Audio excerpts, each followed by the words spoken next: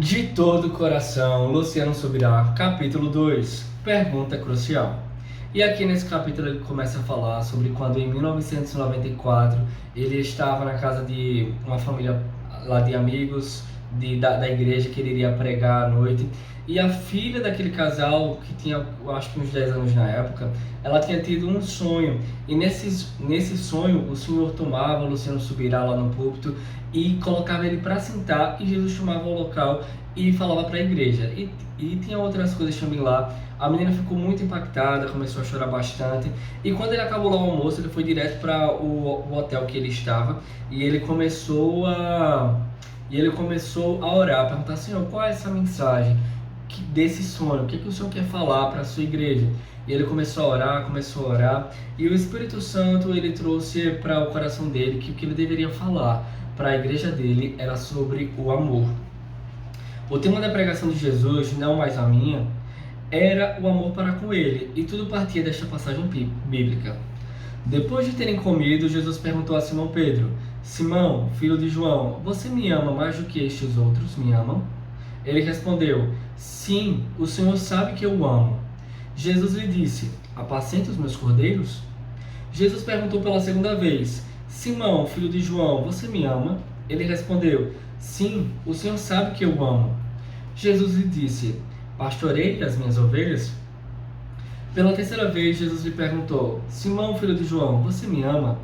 Pedro ficou triste por Jesus ter perguntado pela terceira vez: Você me ama? E respondeu: O Senhor sabe de todas as coisas, sabe que eu amo. Jesus lhe disse: Apacente as minhas ovelhas? João 21, versículo 15 ao 17. A necessidade de autoavaliação. Se Cristo sabia todas as coisas, mas ainda assim fez perguntas a Pedro, concluímos que ele o fez não para descobrir a resposta, e sim para conduzir o próprio apóstolo à autoavaliação.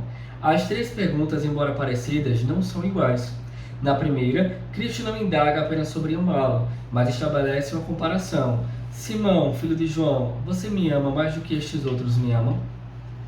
A resposta está um pouco atrás na linha do tempo. Antes, Pedro se achava melhor do que os demais apóstolos. Certa vez afirmou: ainda que o Senhor venha a ser um tropeço para todos, não será para mim, em Marcos 14, 29. Basicamente, ele declarava que todos os outros discípulos poderiam falhar, mas ele não. Ao lado, em João 13, versículo 24, quando Jesus disse que um deles iria trair, ao lado de Jesus estava reclinado um dos seus discípulos, aquele que ele amava, que no caso era João. Simão Pedro fez um sinal para ele, para que perguntasse a quem Jesus se referia, que iria traí-lo. Minha leitura do ocorrido é que Pedro, consciente ou não, dizia algo assim para João: eu confio em mim e eu confio em você, mas duvido dos demais. Ele não se via como um candidato a falhar, porque acreditava manter um grande amor por Jesus, maior do que de fato era. E essa pergunta que Jesus fez, né, você me ama, Pedro, você me ama, ela tinha como a finalidade de repreendê-lo pela sua vanglória, por ele se achar mais do que os outros no quesito de amor e fidelidade a Jesus.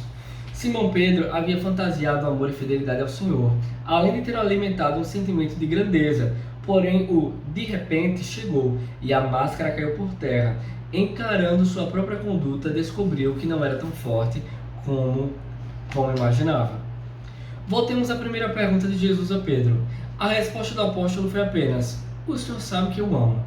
Não há nenhuma menção de amar mais do que os demais discípulos na resposta dele, porque quando Jesus perguntou para ele se ele amava, a primeira vez que ele perguntou foi: Pedro, você me ama mais do que estes aí me amam?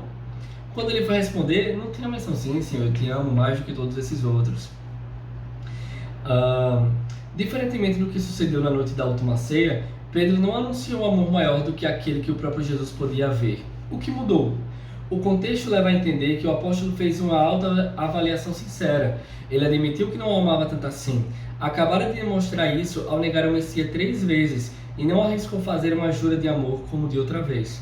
Em sua resposta, Pedro simplesmente aceitou que Jesus podia ver o tamanho real de seu amor, melhor do que ele próprio. O autoexame é bíblico. Fomos orientados a fazê-lo por ocasião da ceia do Senhor. Em 1 Coríntios 11, 28 fala que cada um examine a si mesmo. O Espírito Santo, entretanto, conduziu-me a outra verdade.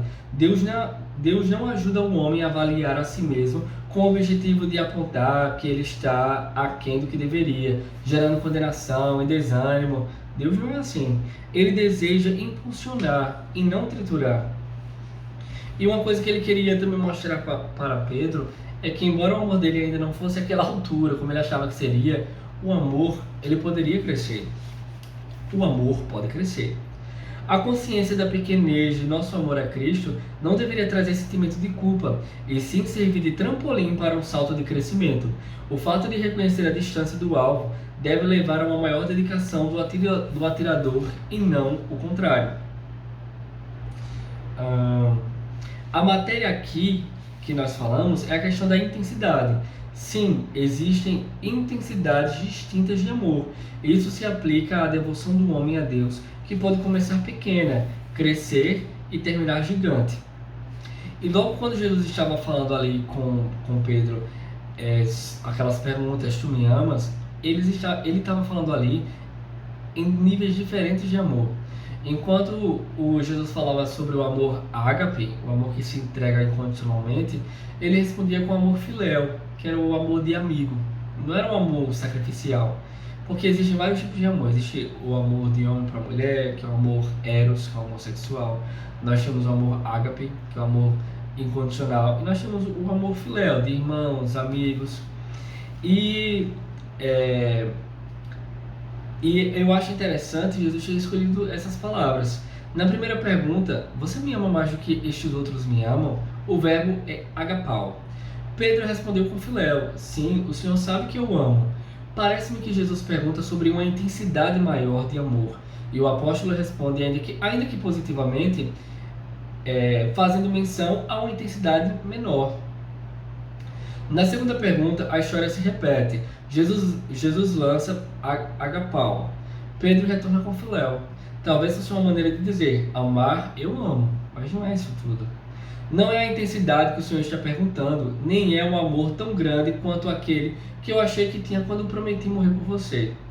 Porque quando Jesus falou que Pedro iria traí-lo, Jesus falou, se possível eu vou morrer pelo Senhor, vou morrer com o Senhor. Mas sabemos que não foi isso que aconteceu, né? Pedro negou as 3 vezes. Então vem a terceira pergunta, o que produziu uma reação emocional em Pedro. A Bíblia declara que o apóstolo ficou triste por Jesus ter perguntado pela terceira vez. João 21, versículo 17. Como não conseguiu levar Pedro à dimensão do amor da sua pergunta, Jesus desce ao nível de resposta. Você me filéu? Porque Jesus estava o tempo todo lá. Pedro, você me agapau? Ele, sim, Jesus, eu filéu. Pedro, você me agapau? Sim, Jesus, eu filéu. E na terceira, Jesus baixa para o nível dele. Pedro, você me filéu? E então Pedro corresponde, o Senhor sabe de todas as coisas, sabe que eu filéu, você sabe que eu amo. Seria isso porque